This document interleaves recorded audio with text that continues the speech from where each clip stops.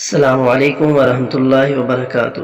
محترم سامعین، ہم اپنی زندگی میں کم فہمی کی وجہ سے کچھ ایسے جملے بول دیتے ہیں جن کی وجہ سے کفر لازم آ جاتا ہے اور ہمیں پتہ ہی نہیں ہوتا کہ ہم اپنے اسلام سے ہاتھ دھو بیٹھتے ہیں۔ یہ صرف اور صرف اس وجہ سے ہوتا ہے کہ ہم ان کا مطلب سمجھ نہیں سکتے، ان کے مطلب کو ہم نے سمجھا نہیں ہوتا، جس کی وجہ سے ہم وہ جملے بول دیتے ہیں۔ آئیے ہم آپ کو بتاتے ہیں وہ جملے کون سے ہیں۔ جملہ نمبر 1، نمازیں بخشوانے گئے تھے، روزے گلے پڑ گئے۔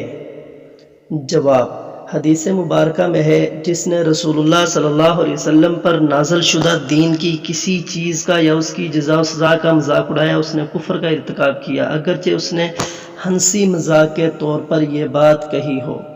جملہ نمبر 2، محبت اور جنگ میں سب کچھ جائز ہے۔ جواب، بالکل غلط۔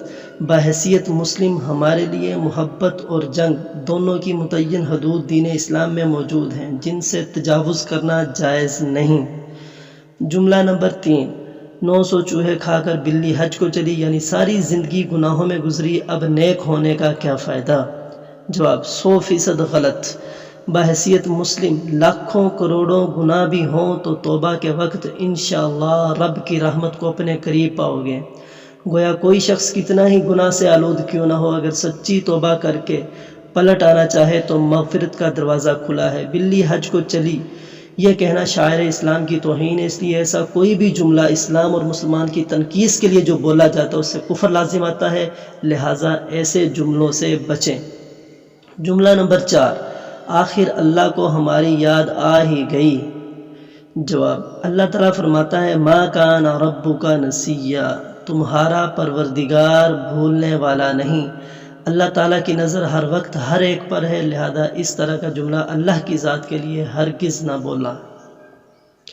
جملہ نمبر 5، زمانہ بہت خراب ہو گیا ہے، زمانہ بڑا غدار ہے۔ جواب، حدیث قدسی ہے، ابن آدم مجھے اذیت دیتا ہے، وہ زمانے یعنی وقت کو گالی دیتا ہے، جبکہ زمانہ میں خود ہوں، ہر حکم میرے ہاتھ میں ہے اور میں ہی دن رات کو پلٹتا ہوں۔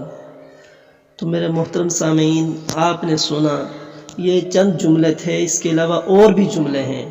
اللہ تعالیٰ ہمیں ایسے جملے بولنے سے محفوظ رکھے اور ہمیں صحیح اسلام کی سمجھ عطا فرمائے، آمین۔ السلام علیکم ورحمۃ اللہ۔